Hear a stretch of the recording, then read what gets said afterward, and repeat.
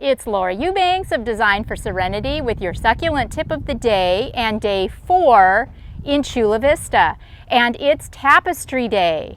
It's also settling flagstone day and putting benches together day and picking up rubble day, and it's just a big day. But I wanted to show you the progress that Hannah and I have made on the tapestry, and I'll take a minute to show you and walk you through my process on how I choose the plants for a specific area in tapestry work.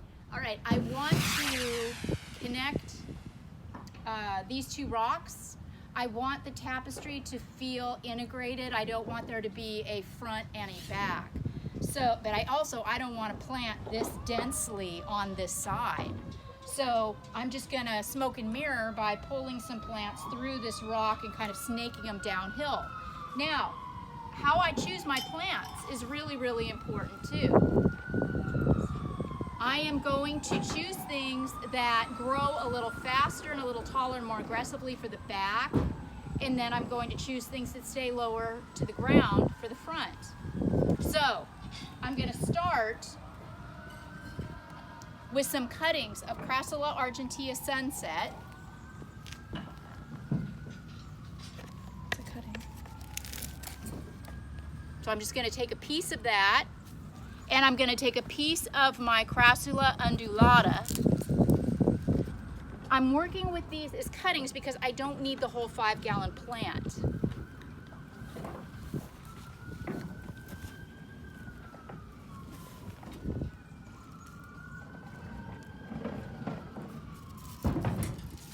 I'm going to take a little more of the Chula Argentea. Now, a cutting is basically just a plant that you take without its roots. I don't worry about waiting for this to callus over, harden off, grow more roots. Here in San Diego, I can do what I want. Now, if you live in a part of the country or a part of the world where you do not have ideal conditions to grow succulents outdoors, you may want to set your cuttings in a cool, dry location, wait for them to callus before working with them as a cutting.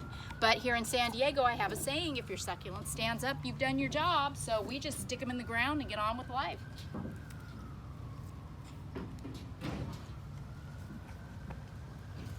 All right, now, the next plant that I'm going to use is this sedum. This is California Sunset. And of these three, this one grows the fastest and the tallest. So I'm going to start with this. And you can knock off a lot of the soil. You don't need all that soil. You do not need to work that hard and dig. So I'm going to knock off a lot of the dirt first before I dig a hole. So I'm going to dig a little hole, and I'm going to stick my sedum right up there tight against the crassula. Remember too, succulents like root competition. You do not have to plant them far apart and wait for them to fill in. Not necessary. Plant them tight right out of the gate. Much more dramatic, much tighter look and presentation. This is Crassula platyphylla. There are 2 varieties that are available to me here at Oasis Water Efficient, and one is a pink and one is a red. This is the pink. And the more sun this plant gets, the more it colors. Also, it'll color up if it gets cold. Anything that's going to cause stress will give you color with this plant. Greg is going to come in behind me and tap into this irrigation hard line and run a micro tubing around these smaller groupings of plants. All right, then I'm going to take my Ruchia. This is a fantastic ground cover. Look at those adorable pink flowers. It's kind of like an ice plant, but it doesn't look ratty when it's not blooming. It's my favorite small ground cover. And I am going to tuck this up here. So I'm making kind of a triangle of plants. Remember too, there are no straight lines in nature, and you want to make sure that there's a lot of movement going through your designs, lots of bends in the stream.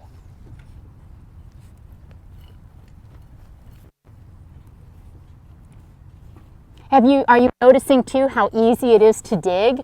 We mounded up with 10 yards of soil in this tiny little garden space. So I can literally use my hands. I don't even need a shovel. So take a look. What have we got here? We have got such variety in texture, don't we? Such variety in color.